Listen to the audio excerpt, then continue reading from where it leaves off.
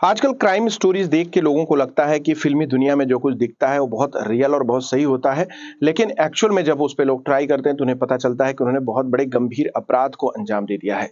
ऐसा ये घटनाक्रम है नाला सोपारा का, जहां 3 दोस्तों ने मिलकर अपने एक दोस्त की हत्या कर दी और इस पूरे घटनाक्रम में उन्होंने लूट के इरादे से हत्या कर दी थी। बड़ा बनने की चाहत में उन्होंने हत्या की थी और अंत में उनके हाथ आया सब मिलाकर सिर्फ 5,000 रुपया और उसमें 3 के तीनों दोस्त अब धारा 302 यानी हत्या के आरोप में जेल की सलाखों के पीछे हैं। एक बहुत पुरानी कहावत है, खाली दिमाग शैतान का घर। अगर इंसान का दिमाग खाली है तो निश्चित तौर पे वो शैतान वाली हरकतें कर सकता है। अगर आपने अपनी दिमाग को किसी सही जगह और अच्छी जगह एंगेज नहीं करेंगे तो निश्चित तौर पे इस कहानी जैसा ही कुछ किरदार बाहर आएगा। नमस्कार, मैं संजय मिश्रा, आप देख रहे हैं हमारे साथ मेट्रो सिटी समाचार।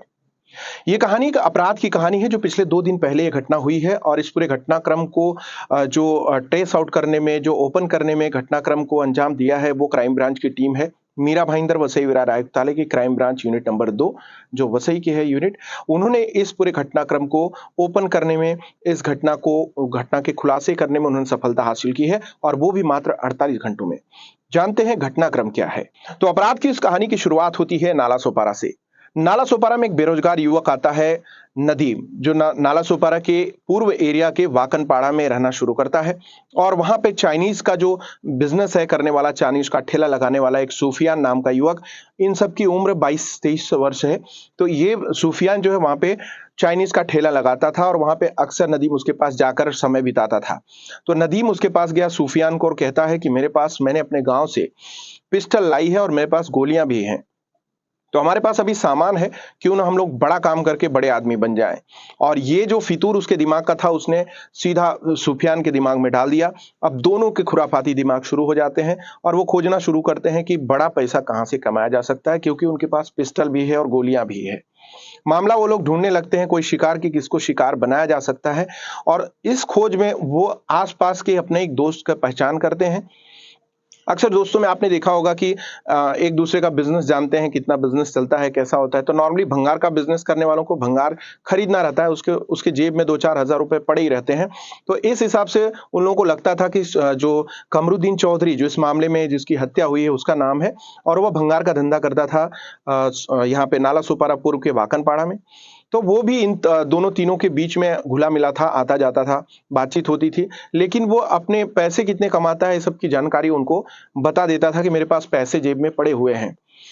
इसको देखकर नदीम को ऐसा लगा और सुफियान को कि इसके पास काफी पैसा हो सकता है। तो इस पूरे मामले में नदीम और सुफियान ने मिलकर अब इस योजना के साथ एक और व्यक्ति को इसमें ऐड किया, जिसका नाम है जीशान उर्फ सोनू। जीशान उर्फ सोनू, सुफियान और नदीम ने मिलकर अब एक योजना बनाई। इस योजना के तहत अब चौधरी को उन्हें लूटना था।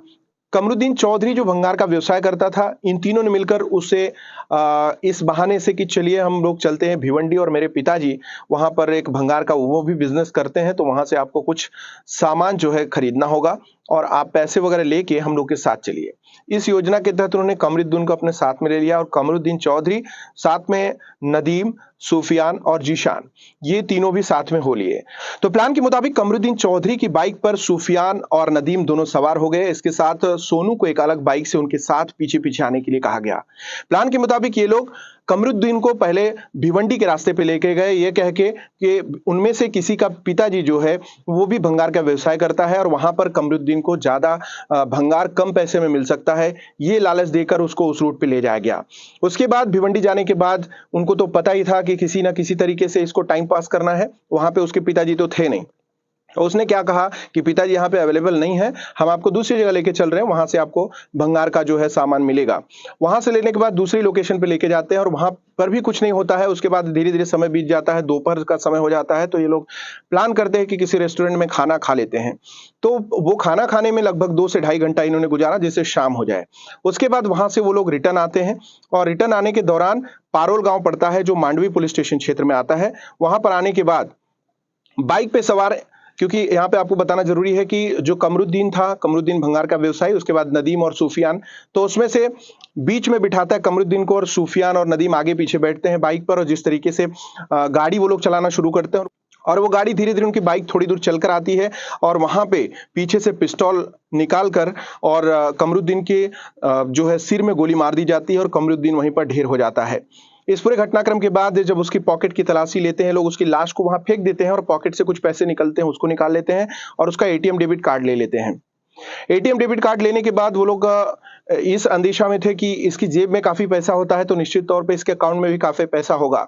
लेकिन वहां पे दुर्भाग्य देखिए कि उस अकाउंट में एटीएम में 1250 रुपया मिलता है। 1250 रुपया, 3 मर्डरर हो गए, 1250 रुपया, लेकिन उन्होंने वो पैसे भी इक्वली बराबर-बराबर अपने में हिस्से में बाँट लिए और अपने-अपने घर चले आए। इस पूरे घटनाक्रम को अंजाम देने के बाद ये फरार होने की तैयारी में थे और ट्रेन द्वारा भुसावल तक पहुँच चुके थे। अपने गाँव मोतिहारी जा रहे थे, बिहार। अब ये एक बड़ा आदमी बनने की सोच में लेकर निकले थे। 1200 की लूट में 3 लोग शामिल हो गए और उसके बाद ये अपने गाँव की तरफ निकले थे, लेकिन मीरा भाईंदर वसई-विरार आयुक्तालय की पुलिस ने, क्राइम ब्रांच ज़ोन 2 ने इसको मात्र 48 घंटे में पूरा मामला ओपन कर दिया और ये पूरे मामले का खुलासा कर दिया और इसमें 3 के 3 लोगों को अरेस्ट करने में सफलता हासिल की है। तो इतना बड़े घटनाक्रम में 3 लोगों ने इतने बड़े घटनाक्रम को अंजाम दिया और एक निर्दोष व्यक्ति की हत्या कर दी। जो इन्हें अपना दोस्त मानता था, जो उसके साथ गप्पे मारता था, बैठता था, चाइनीज़ खाता था और टाइम पास करता था, उसको बिल्कुल भी पता नहीं था कि ये तीनों जो उसके आस-पास बैठे हैं, वो उसके हत्यारे हैं। जिसके साथ उसने पूरा दिन गुजारा, उसके साथ उसने पूरा हँसी-मज़ाक किया, पूरा दिन खाना-पीना खाया, उन्हीं लोगों ने मात्र चंद पैसों के लिए उसकी हत्या कर दी। और ये नदीम जो आया था गाँव से पिस्तौल लेके, वो बड़ा आदमी बनने के लिए उसने टारगेट किया भंगार वाले को और भंगार वाले की ज़िंदगी ले ली। और अगर आप देखेंगे पूरे घटनाक्रम में तो ये खाली दिमाग शैतान का घर, ये कहावत को चरितार्थ करता है।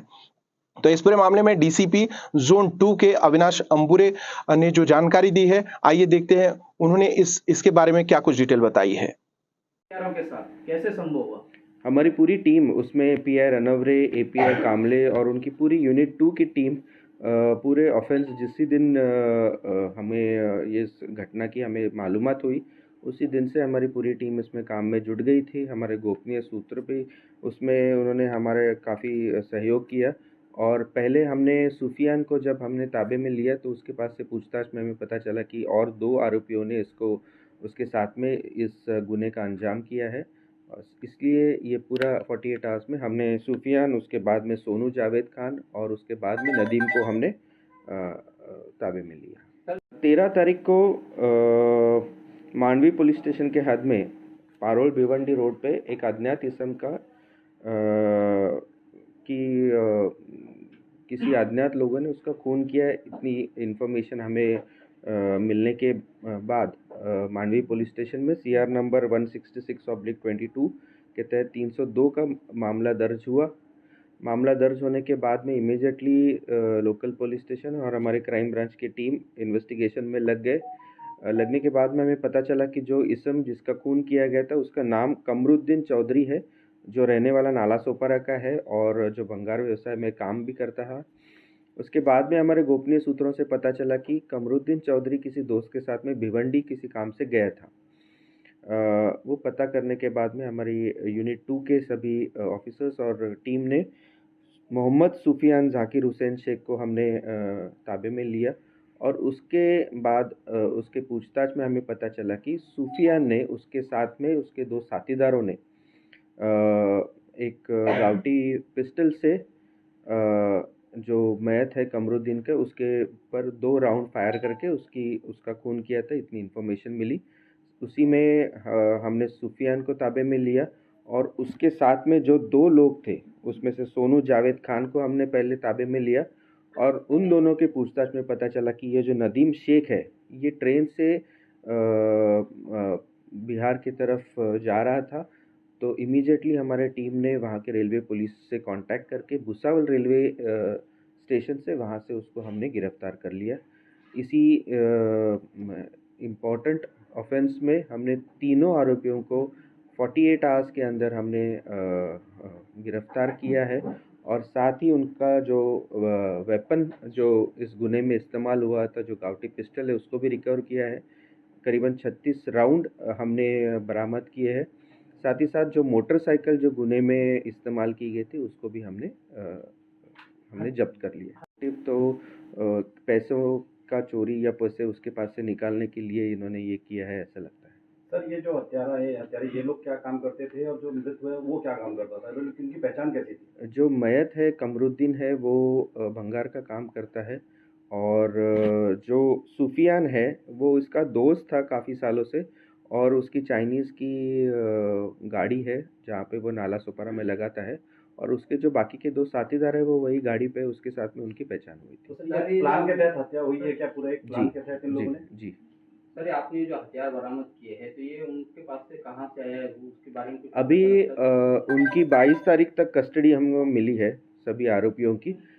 कस्टडी में हमें बाकी की चीज़ें हम लोग उनके पास से सर पता इसकी करेंगे। मौत किस तरह से की? क्या गोली कहाँ पे मरी गई थी उसको सर? 2 राउंड फायर किए गए थे सर पे, पीछे के बाजू से उसको फायरिंग किया था। सर हत्या के कितने दिन के अंदर आरोपियों को गिरफ्तार किया गया? 48 आवर्स में हमने तीनों आरोपियों को हमने गिरफ्तार। सर मृतक से कुछ पैसे भी लूटे हैं क्या इन लोगों ने? वो अभी इन्वेस्टिगेशन में हमको पता चलेगा। हमने अभी उनकी 4 दिन पीसी हमको मिली है। कितनी दिवस? 6 डेज हमको पीसीआर मिली है, उसमें हम लोग ये आगे की तफ्तीश करेंगे। सर इतना बड़ा हत्या को अंजाम देने के बाद 48 घंटे में